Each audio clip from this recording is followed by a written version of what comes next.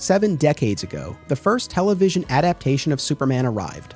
Now, it's time to rocket back to the 1952 to 1958 series Adventures of Superman, starring George Reeves. In this rewatch podcast, my guests and I break down each episode, from its black and white crime drama beginnings to the kid-friendly color seasons, as we celebrate one of the most underrated Man of Steel depictions of all time.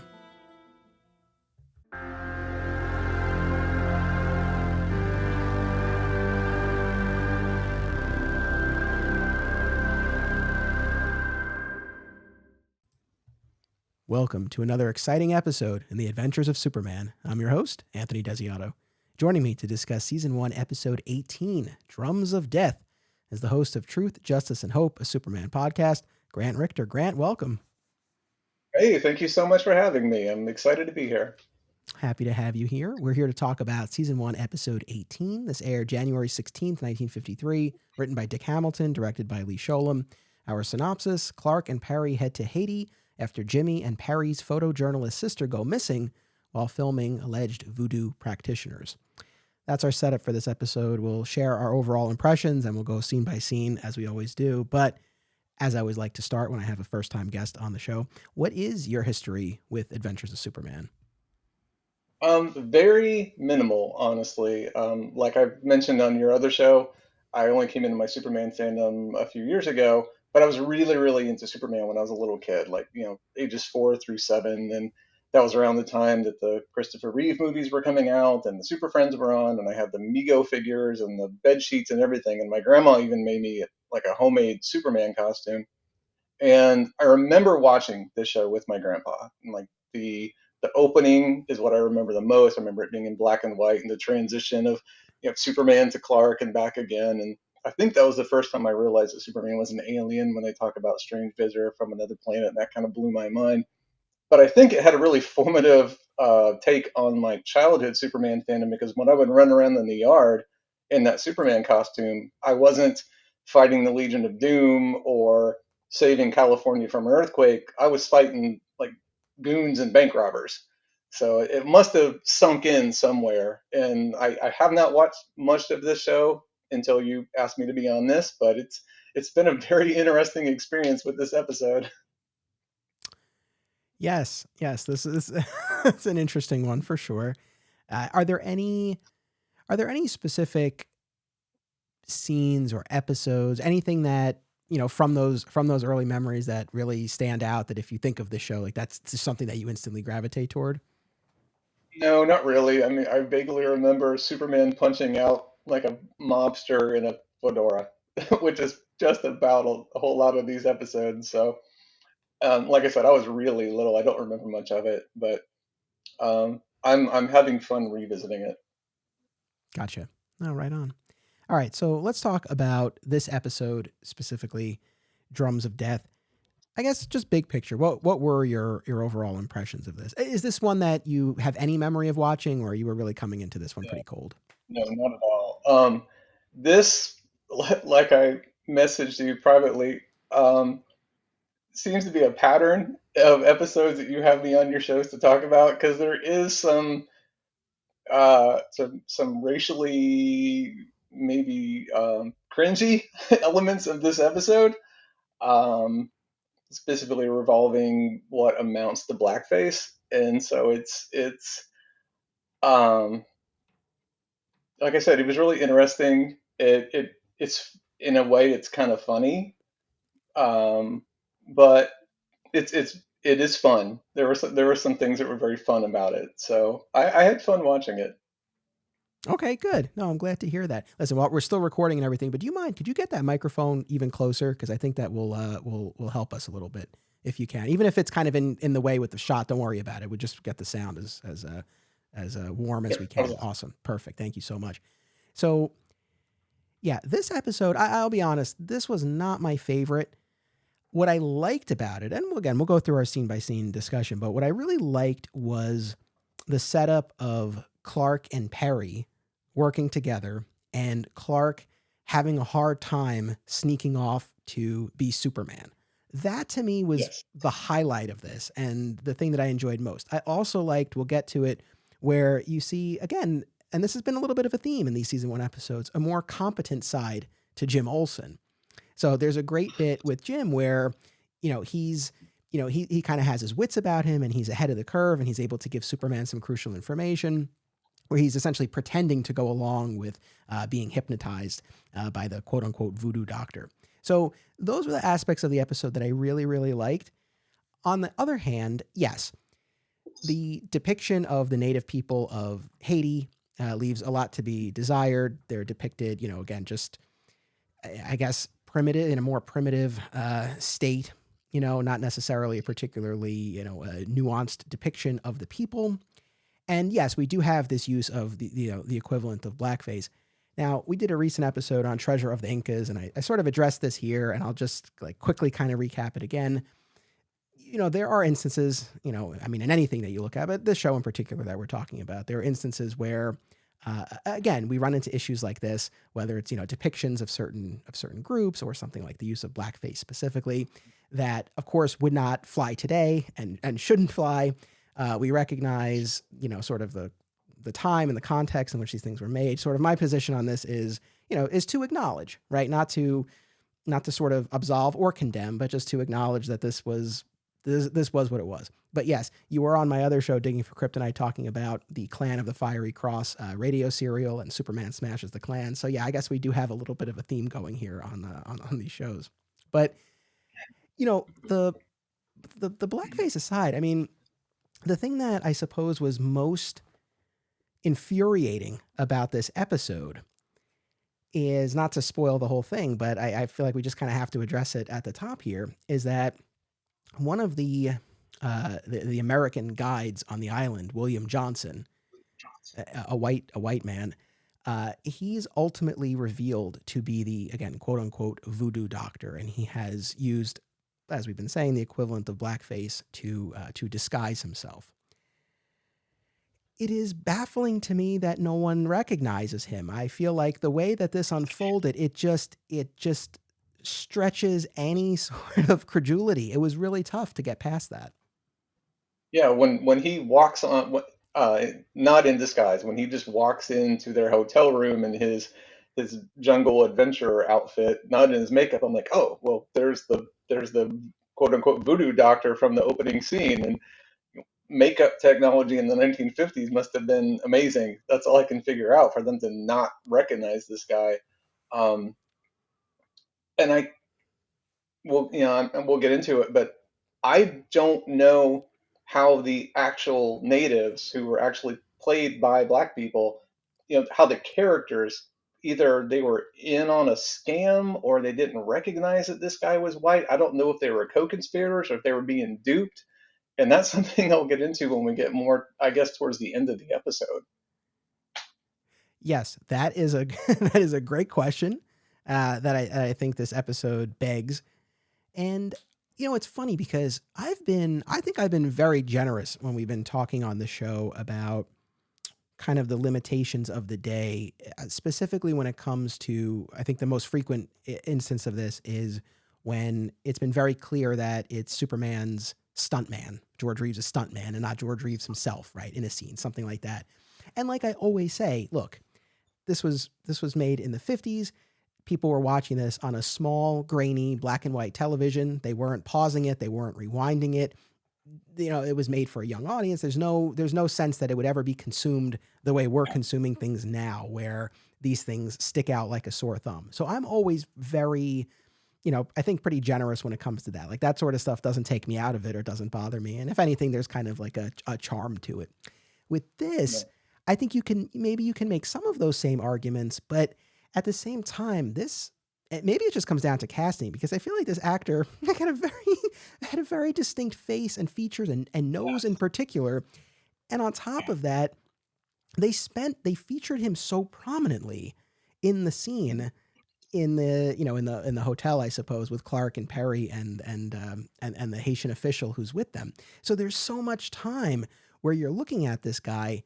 And I guess the counter argument is the show probably wanted to make it clear for they didn't want to sort of run the risk that when this reveal happened, people would be like, oh, who is that?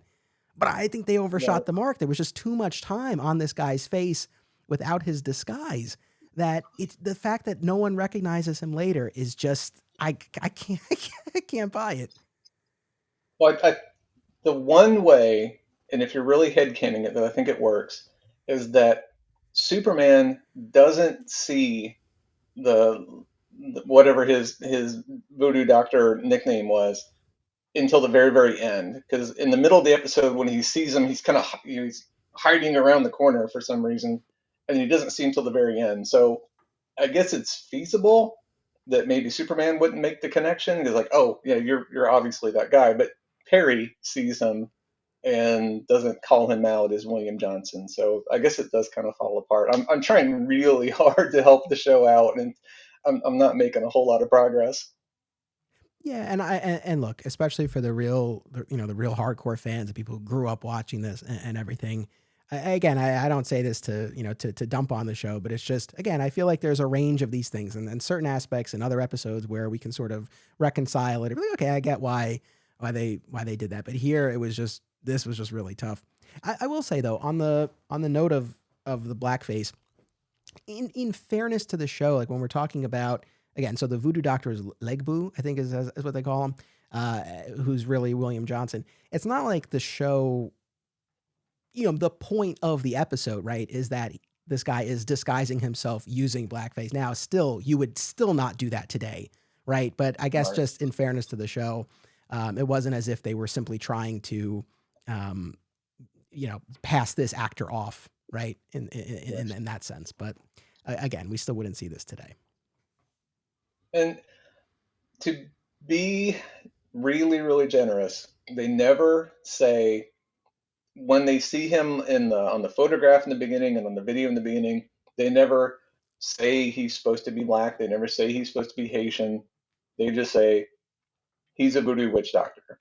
Now, and there are other black actors in the episode, some of which play characters who are very well educated and very successful. And so it's, I don't get the feeling that the episode was trying to denigrate black people in general.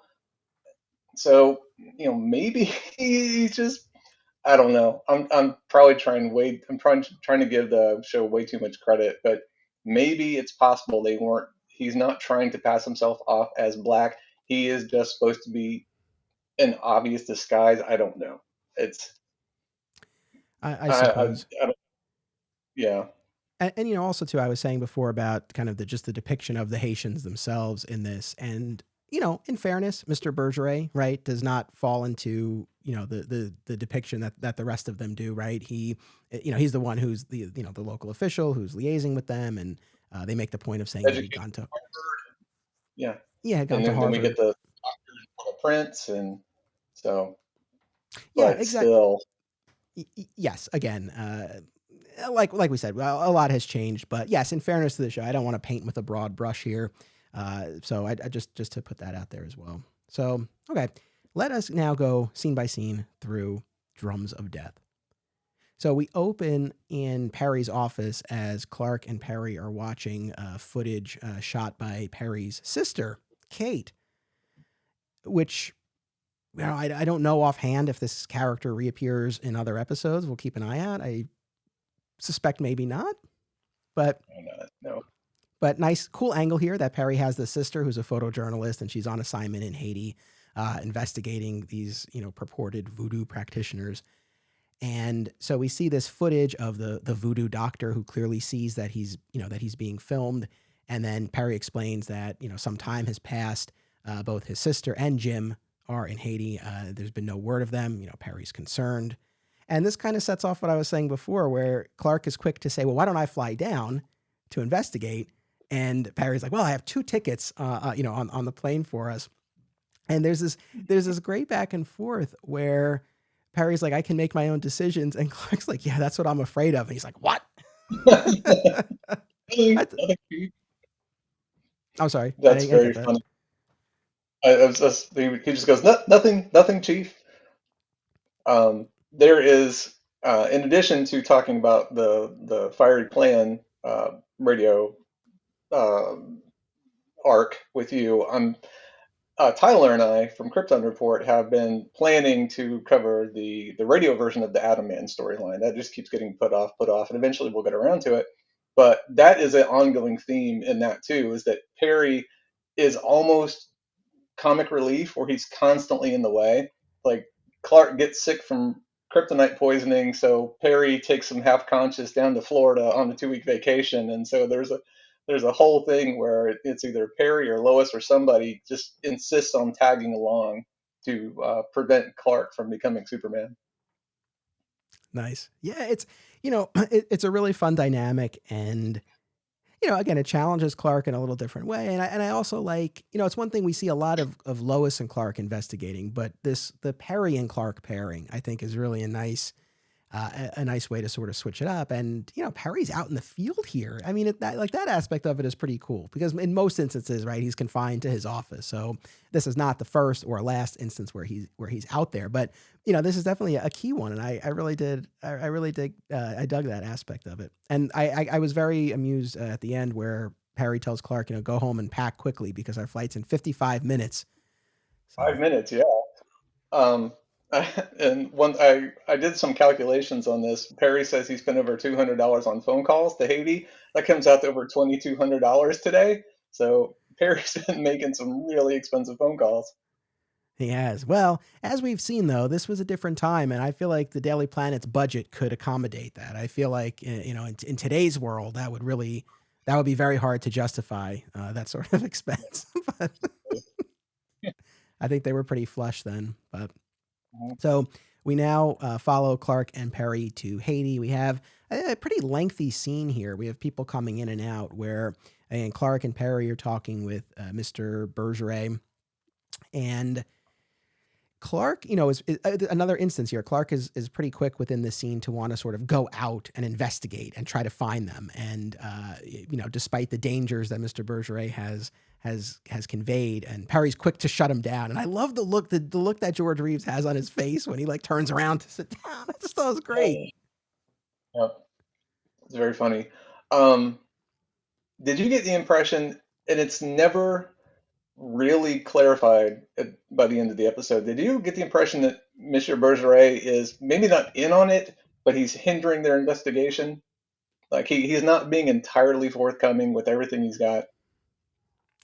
I don't know. I did have the suspicion, and I feel like it's hard to. I mean, based on what they show us, I think he's on the up and up. But when you sort of just look at these episodes in total, and just kind of the typical patterns and formulas that we fall into, you would expect, you would expect it to be in on it to some extent, or to your point. I mean, maybe if not fully in on it, not as cooperative as maybe he's purporting to be.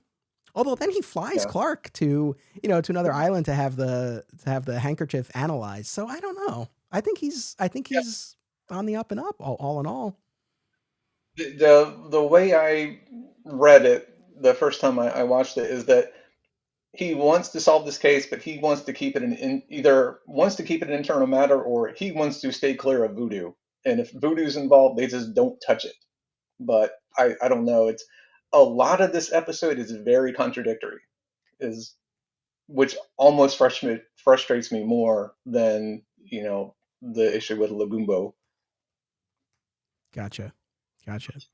Yeah. Well, we'll continue tracking that as we make our way through here. But Bergeret talks about two people, William Johnson and Leland Masters, two guides who could potentially take them out into into the area to kind of look for the sister and Jim. And while all of this is going on, we have these communicative drum beats. Like we're hearing this drumming, right? And we're understanding that there are messages that are being conveyed through these beats. But it definitely gives the scene some atmosphere. I felt. Yeah. Um, I don't necessarily know that it's good atmosphere. It is rough to watch. Um, like for example, my wife loves old sitcoms, and she decided she was going to have my daughter watch Gilligan's Island with her. We tried getting all the way through the first season, and about every other episode, there's something like really, really racially cringy in it. And this had that feeling. I'm like, okay, at least, yes, you got real black actors. It's not the whole, you know, slew of actors who supposed to play black characters aren't people in blackface, but that is I'm sorry. Um, that is, I don't know. It made me uncomfortable with the stereotypes that they had them play. Yes. No, I understand. I don't disagree. I think that's one of the things that's, this is, and I would say in this season one in particular, this is probably the most egregious example of, of what we're talking about. And, again, it's tough. It's unfortunate. Again, we wouldn't see that play out the same way today. And yeah, I mean, it does through, especially through modern eyes watching this, it definitely, it does definitely take you out of it, no doubt. Yeah, But we then but have, yeah, no, go ahead. it could, sorry, it could have been much, much worse. Yes. Yeah, yeah, yeah. No, of course. So we have William Johnson enter, and again, we spend this is again what I'm saying. Like we spend a lot of time with him here in this scene, and you see him a lot. And like I said, I guess it's they want to forge the connection so that you have that payoff later. But again, I just feel like they went too far, and we spent too much time with him, and there was no surprise to be had later. I mean, I would really be curious because like I said, I guess the argument is for, that time people are watching it on, in a lower quality, right? And aimed at a younger audience and all of that. Like I would be curious to know from our audience, for anyone who, like grew up watching this and if you have a memory of it, were you surprised? Because as I'm watching this, I'm saying even on a small black and white TV, even as a kid in the 50s or 60s, whenever it is that you watch this, I still feel like virtually anyone watching this would be able to put these two guys together. So I actually, to our audience, I would pose that question. I'd be curious to know if people were surprised by this. It's hard to foresee that, but maybe. The way I can forgive that is taking into account how mysteries work in modern television versus, say, like as far as the 70s, like Columbo. At the beginning of a Columbo episode, you are presented, as you, the audience, you are watching the murder take place, and then throughout the episode, you're watching Columbo figure it out, or even like more currently, the show Poker Face with Natasha Lyonne, which is very much a love letter to Columbo. So I can that part I can forgive. It's not. I don't think it's intended to be a mystery for the audience. I think we're waiting to see how Clark and Perry figure it out. Oh, Maybe. okay, fair enough. But yeah, but it's still just too frustrating that they don't. But anyway, I don't want to belabor the point. I've said my piece on this, but yeah, maybe that's a fair way of looking at it, where it wasn't necessarily meant to trick the audience, but rather we're just waiting for our characters to catch up.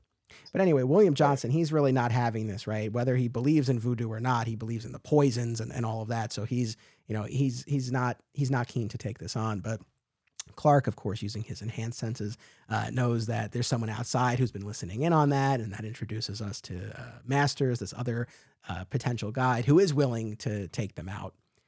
So we get our setup for that, and then we have yet another instance of the again this Clark Perry dynamic that I love, where Perry wants to go over the maps for the next day. They're going to meet Leland Masters at like 7:30 in the morning. Perry wants to go over all the maps, and Clark's like, I want to go to sleep. And Perry's great here because he's like, 1 minute ago you wanted to go out and search for them. Now you want to go to sleep. Like, what's the matter with you, Kent?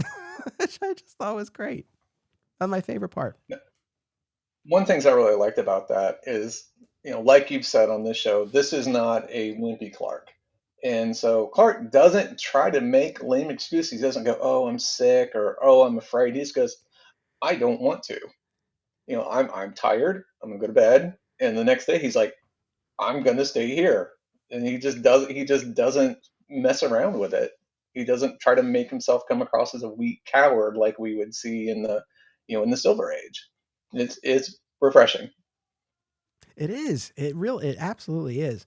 And he also again picks up this very important clue of the handkerchief, and he's smelling it, and so we know he's suspicious about something, and that will continue to play out. So he sneaks out of there, changes into Superman. It's stock footage, it looks like the typical storeroom that he's flying out of, but whatever, we'll go with it. And so he very quickly finds the the hideout where Legbu, this voodoo doctor, is, and uses his X-ray vision and his hearing to observe this discussion, interrogation between Legbu and Perry's sister. And and again, you quickly get the sense that she's under, she's in some sort of state, right? It's initially kind of talked about as being hypnotism, but Superman is suspicious of that, and correctly ascertains that we're talking about that she had been drugged, and then there's this discussion of tea she had when we learn when we talk to Jim a little bit later. But so we see this interrogate. Was there anything about the interrogation that stood out to you? As far as Legumbo interrogating Perry's sister, there were two things I thought were really funny. Um, the fact that the chains she's wearing are made out of paper, and he's either hypno drugged her into thinking that they're made out of iron. And I had two thoughts. One is that did they not have the budget for real chains? And two, the other thing I thought was this paper is a gift from he who holds all chains Oh, from the War World. from the Warworld saga, yeah, in the recent Action Comic storyline. No, my chains. Gotcha, gotcha. Yeah, the paper chains. I chalk that up to more just trying to show again that she's in this altered state. I think they could have. I think they could have cobbled together something to approximate Iron Chains if they wanted. As low budget as this was, I feel like this was more meant to to kind of show. I mean, the fact that she thinks these are real, right? That kind of takes us into different territory, and that leads I to did. I did think it was clever. I'm just, I'm just taking the fun out of the show. no, no, no, all good. But that leads to another scene that I actually really did like between Superman and Kate White, where he is in her cell and he's trying to get through to her and explain to her that no, these are just paper, and she's just not having it. Right? She is convinced of this. And you see in this scene, as much as we talk a lot on this show about both Clark and Superman being very tough, being very impatient, you do see, and this is not the only instance, especially when Superman is interacting with women and children, and we see this a lot. You see this a tender side.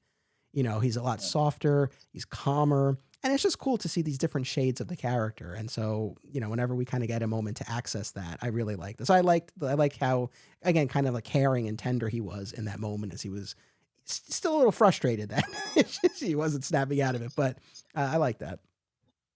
I do like that a lot. And as little Silver Age as I've read, what I've kind of absorbed through cultural osmosis is that Silver Age Superman wasn't always the tenderest guy. He could be a little short, like with women. And I really like this. I get much more of a golden age feel from this Superman, which I really appreciate. I really like Golden Age Superman. I really like Earth 2 Superman. So I really did appreciate that. Right on. Yeah, it was. I think this was a great. This was definitely a great moment.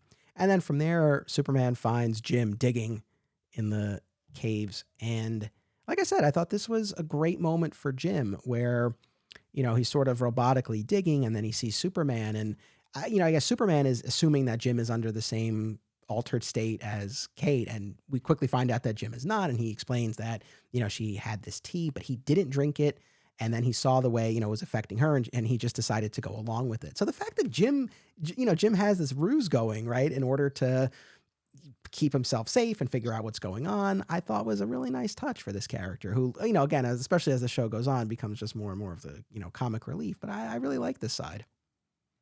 I did like this Jimmy. I have not seen this Jimmy before in recent times. He looks like he could be a character on a mid 2000s CW show. He looks great. I love the jacket. I love the hair, the whole thing. He's very clever playing along. I was confused by the comment about the tea because he said they had the tea at Bergeret's. And so I think Jimmy's implying that Bergeret's in on it, but then there could also be maybe that Johnson, snuck in and they were all having tea together and, put, hypno dust in their tea, whatever. And that frustrated me that that's never followed up on. That feels like a red herring. It's either, a Chekhov's tea that we don't get a follow up on, or a complete red herring that we also don't get a follow up on. Because later at the end of the episode, they're all sitting around Bergeret's having tea again. That is true. I know that does feel like sort of a thread that never gets followed up on, or that we really get closure on. But that's a good catch. The thing that really got me in this scene was the voodoo doctor shows up, right? And Superman, kind of runs off to the side, like we were saying before. So, he's not seeing what's going on, but he's hearing everything. And, there's this exchange between them. And Legbu is, ordering Jim to keep digging and all of that. And, there's information that he's trying to get out of Kate. I mean, what we ultimately find out is there's this treasure that he's in search of. And, he saw Kate taking photos in the temple where it's alleged to be located. And so he thinks she knows something about it, right? Like that's ultimately what this is all about, is this treasure that he's trying to get. So he has this exchange with Jim and then walks away. And then Superman comes back. And I mean, I don't know, like this drove me nuts because poor Jim towards the end of the scene is like, Yeah, well, like, aren't you going to take me with you? It's just like, no, not until I find out who's behind all this. but that guy's behind it. That guy right over there. That's the thing. So even putting aside, to your earlier point, okay, maybe he's not actually watching this and he doesn't see, maybe if he saw, Yeah. he would very quickly recognize it's William Johnson, but he's not watching. That's fine. But still, he knows that the guy who is behind this just walked away. I really had a hard time with this. Yeah, I feel like, and I know I'm being very critical of the episode, and I'm trying not to be, but I feel like the writers wrote themselves into a corner a few different times, and I feel like that's one of them. I feel like there's like, okay, well, Superman's in the hideout, and there's Jimmy, and there's Perry's sister, and he could rescue them right now and stop the bad guy, but we still have 10 more minutes of the show we need to do. So just have Superman say he's going to come back later. And like, didn't love it. I feel like if they had made it that, he, I don't know, it's like maybe if Kate's location were still a question mark to some extent, Mhm. or something. I mean, I don't know. I feel like there are ways they could have gotten around this to at least account for this. I mean, it ultimately just kind of seems to play as, I mean, I don't know. I don't know. It's really like I was gonna say, like there's clearly Clark, right? He has that handkerchief, and something's up with that, and so maybe he's put enough of the pieces together, right? Like where he wants to figure this out, but at the same time, it's Mhm. like just grab the guy and you'll figure it out. So I feel like a really easy workaround they could have done is Perry's sister was so hypnotized or drugged that she didn't want to leave. So he didn't feel like he could take her, that she felt like maybe she'd go into some kind of psychosomatic shock or something. And if he left with Jimmy, then Legbu would know that something's up and maybe hurt Perry's sister. But if he just said that, well, I have to leave you here because if you're gone, Perry's sister might get hurt. That would have tidied it up a little bit. yes, yes, that would have gone a long way. Well, we still have a few more scenes to get through, but I did just want to mention, as far as guest star alerts, because there's one piece in particular that I was particularly struck by, which is William Johnson is played by an actor named Henry Corden, who would go on to be the voice of Fred Flintstone. No, wow, I did not know that. That's really funny. Yeah, I mean, I've gotten in the habit, and I know even as I'm doing this, I'm sure I'm missing things, but I am looking everyone up on IMDb and seeing if there's anything that like really stands out, and that was that was definitely one of them. So that was a cool tidbit. We have Mabel Albertson as Kate White, Milton Wood as Mr. Bergeret, and Leonard Moody as Leland Masters. Those were our key guest stars. But yeah, Henry Corden, voice of Fred Flintstone. There you go. That's very cool. Yeah. So from there, we cut to the next morning, and Perry's ready to go on this expedition searching for Kate and Jim, and Clark gets out of it, right? He talks about how he's meeting up with Mr. Bergeret. He wants to have this handkerchief analyzed, and again, Perry makes a crack like, oh, you want to stay here where it's safe. So this is something we've been tracking in these various episodes, because there are a lot of digs at Clark along these lines of him being cowardly. And as I always say, a lot of times it feels like they're saying it, but what we're seeing from Clark is very different. Yet I think this is a good example where you could understand why Perry would ascribe cowardice to what he's seeing from Clark. Like Perry's ready, he's in his jungle outfit, and he's like, "You're gonna go into the jungle looking like that."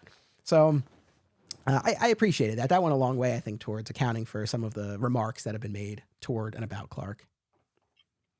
Right. And I've thought about that a lot as I listen to your show about how Clark comes across as very manly, very tough, but he's constantly accused of being a coward for being thoughtful almost and or diplomatic. And I have to wonder if that just comes into like a 1950s idea of what masculinity should be. Just because I know how my grandpa is, who's still alive, and I know how he was, when he was younger. So, maybe. Yeah, maybe. I think that's fair. I mean, it's funny because again, there's a lot of this Clark that I think does fall into maybe what you would think of as being masculine in this time. Like again, that's very direct, very straightforward, like very quick, very again the impatient is the word I like always come back to, but just like a very strong, kind of forward character. But yeah, I mean, maybe sort of his that thoughtfulness, that thinking outside the box, that because there are a lot of instances where he's giving someone the benefit of the doubt or he's looking at it from a different angle and kind of not going along with the program, right? Yeah. Especially in Perry's office, right? Like Perry has a very clear view of what he thinks is going on, and Clark kind of poking holes in that doesn't fit in with Perry's vision. And so yeah, maybe that kind of thoughtfulness, yeah, maybe that does help account for that as well. I like that. Yeah, I picked that up in listening to the radio show because there's a lot of instances where Clark will know something because he's Superman and he's trying to tell everybody, he's like, look, kryptonite, it can hurt Superman. Well, how do you know? And he never comes out and says, because Superman told me. He just, well, I just know I need you to trust me. And someone will say, well, I say that's nonsense. And Clark will say, well, I tell you it's true. And they'll go, I tell you it's not. And they just drop it. And so it's this weird kind of skepticism that I don't know if is a plot device or just how people really were back then. And like you said, maybe his open-mindedness is seen as a weakness. I suppose. But in any event, Clark goes off with Mr. Bergeret. They fly to this lab to have the handkerchief analyzed. I forget the exact. I know I'm jumping around these couple of scenes a little bit, but when the doctor reveals sort of what he found, I forget offhand what the substances were. Do you remember by any chance? One of them is cocoa butter, and but the other two I completely forget. Gotcha. Like Yeah, I mean it wasn't. aspartame. Yeah, it wasn't like shoot Yeah. like shoe polish, but it was the ingredients that again would account for Johnson's disguise here. And of course, Clark doesn't wait for Bergeret; just zips out of there, and we'll circle back to him in a moment. But meanwhile, Perry and Masters have been captured by the Haitians and brought to Johnson. And again, here this is where really stretching the suspension of disbelief. They still don't recognize him. Masters is placed in one cell. Jim, Perry, and the sister are placed in another with that grape press, right? That will Hmm. squeeze them to death. Do you want to talk more about what you were saying before, as far as what the Haitians who are working with Johnson might be thinking or during all of this? Yeah, I don't know. My my headcanon of it is they were in on the scam. Is that, he hasn't tricked them into thinking that he's really a native. One, he's wearing a headdress that looks like you would see on a Native American, quote unquote witch doctor in an old cowboy movie. It's just made my head hurt.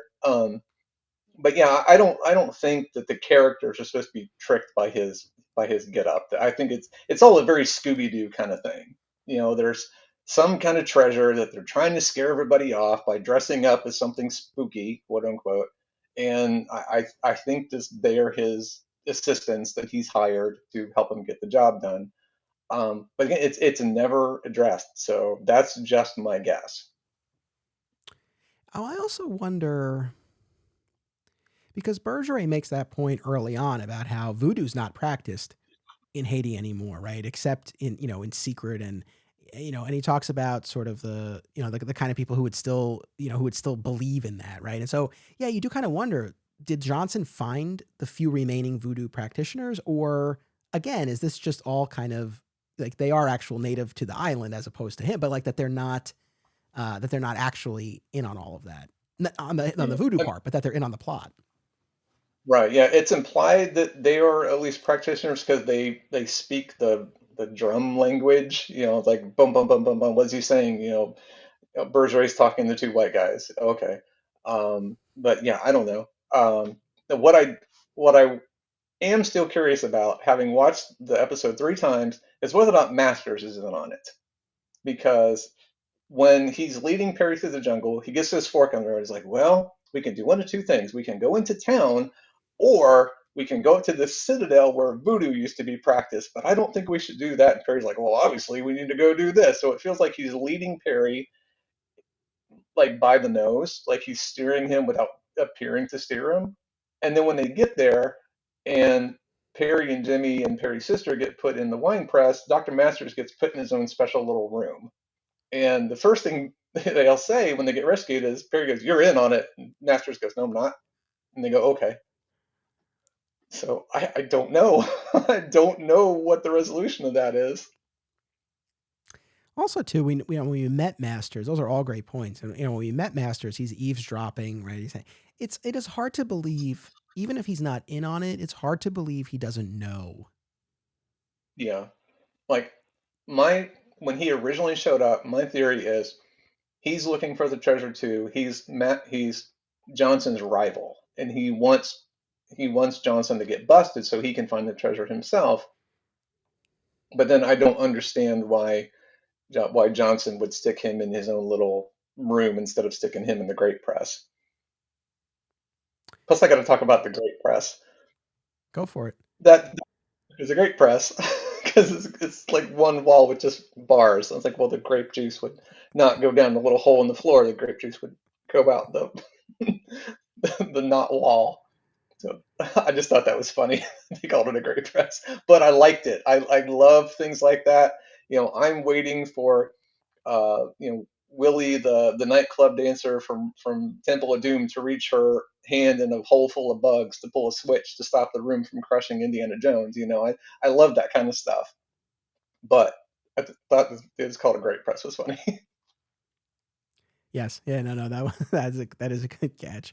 Yeah. It's funny though with Master, whether it's Masters or Bergeret, I feel like that could have redeemed this episode a little bit because the Johnsons thing is just so obvious that if we had a secondary twist that one of the others had been in on it or something like that. I mean, that could have helped a little bit. I would have appreciated something along those lines, but we don't get it. It's left to our speculation. But you bring up a few good points, a few good things that kind of point to maybe something else going on there. I really where I ultimately land is I feel like definitely Masters and maybe even Bergeret, but definitely Masters at a minimum.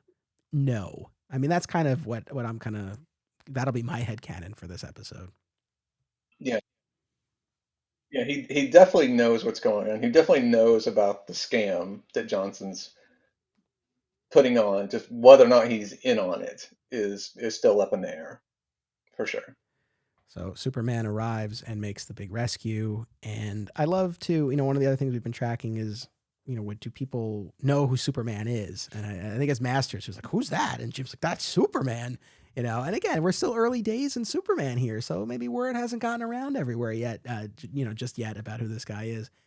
And of course, he rescues them from the wine press and all that, and very roughly wipes wipes the makeup off of Johnson's face, and he stands revealed again. It's not to keep harping on this, but it doesn't really pack much of a punch, but because it felt so obvious. But we get there, and Perry does have. I do love this line where Perry's like, "You're gonna do plenty of digging in prison." If you want to dig for treasure. So at least we get that bit. Um, I was disappointed we never get to see the treasure. I want to know, does the treasure exist? Is it just a legend? Um, we don't know. It's like, well, we didn't find the treasure. Oh well, let's go back to the hotel. Yeah, right. Finds the treasure, donates the money to an orphanage. That would have been great. I would love that, but not so much. I know that is very true. Yeah, there's again. I think a lot of times with these episodes, I always kind of think like to speculate about the between the scenes or the after the Mhm. episode. It's like, well, what happens here? So I think there are some interesting avenues that I think maybe could have helped amplify this a little bit. And then we get our little wrap up scene with Perry's sister now all cleaned up. They're all having tea that's not been drugged, and Mhm. poor Berger. I mean, this poor Berger flies Clark, right? Flies Clark to this lab, and then gets ditched by him, and then is shocked that Clark somehow beat him back, and asks, "How did you get back here so fast?" And we get, I mean, just the classic, quintessential George Reeves, "I flew," and we get the wink right at us, Mhm. which. Well, I mean, I've been talking about this. What did you think about the little button to this episode and the way he answers this question? I love the wink.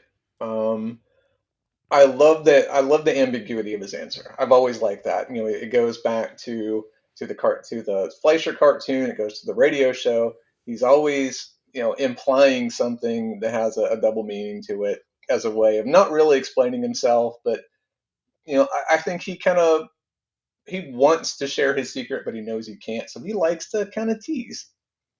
I think it's fun.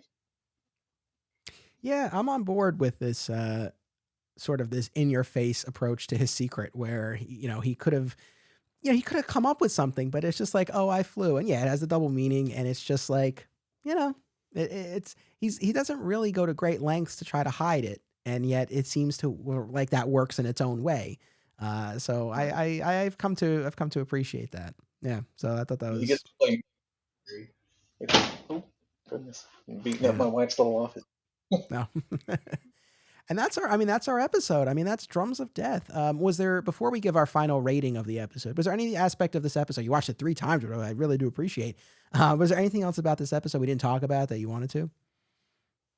Um, I I thought it was really really funny. Like you said, this was being viewed on a smaller television. There was a much grainier feed back in the day, but when Superman rips the bars on the trap, they kind of flop around like rubber. I thought that was really funny. Um, but yeah, other than that, just the ambiguity of the episode and how much is not really explained. And again, you know, this show was for kids, I assume, and so they probably didn't feel the need to go into as much of a explanation of things. But I wish they had, and that would have been nice. But other than that, it's fine.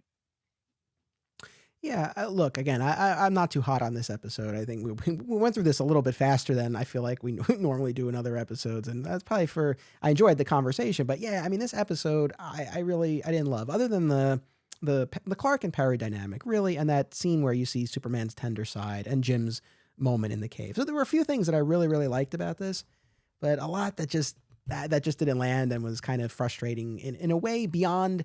Look, every episode we talk about, there are always things where it's like, oh, why they do this, why they do that, but for the most part, it's nothing that like so takes me out of the episode. Then this kind of did. So, as I always say, if anyone out there loves Drums of Death, awesome, right on, love Drums of Death. I mean, I'm not trying to talk anyone out of it, but for me, this one was a little tough, but still watchable, Yeah. still enjoyable. What on a scale of 1 to 5 fedoras, Grant? What would you give this one? I do want to throw in one other thought I had before I get into that. What you were saying about how Masters didn't recognize Superman, much like the way a lot of Grant Morrison's work isn't necessarily in the same continuity, but they're kind of spiritual successors of each other. I see this as a spiritual successor to the radio show, much the way the radio show was a successor to the Fleischer cartoon, or possibly vice versa. In the radio show, almost no everybody knew who Superman was, but almost nobody knew what he looked like. And that was a little more explainable back in the day because TVs hadn't been invented yet. But I still think at this point, TVs weren't necessarily in every household. And so, you know, I think you still probably had to go to like a cinema to see newsreels to get the news. So I can kind of headcanon that Masters and a lot of people in general wouldn't recognize Superman on sight. Um, but that's my only thought on that. Out of five, I give this one a two. This was like you said, the Perry scenes were fun. I really like Jimmy. The lady who plays Perry's sister, she's got a great, like classic Universal Monsters damsel scream. Like when the great press is starting to close in on her, she just belts out one. It's a great scream.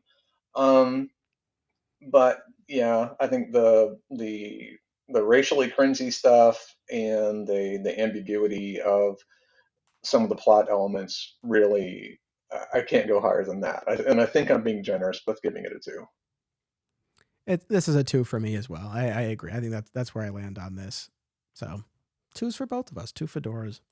So Grant, where would you like to direct people if they want to check out your podcast? If they would like to hear me talk about Superman more, I would love it if they would check out Truth, Justice, and Hope, a Superman podcast, wherever you get your podcasts. I talk about the modern era of Superman comics, beginning with Convergence and moving forward. I am currently just at the very beginning of Dark Knight's Metal, and I'm in the middle of the Revenge story arc from Action Comics. I put out an episode almost every week. And if you want to hear me talk about Superman comics, please check that out. It's anchor.fm/truth, justice, and hope. But again, you can find it wherever you get your podcasts. Awesome. Well, I hope people will check that out. I thank you very much for joining me. I'm glad that you were willing to, to watch an episode of this. It's great, especially if you hadn't been in the Adventures of Superman mode for a while. I appreciate you coming along for this.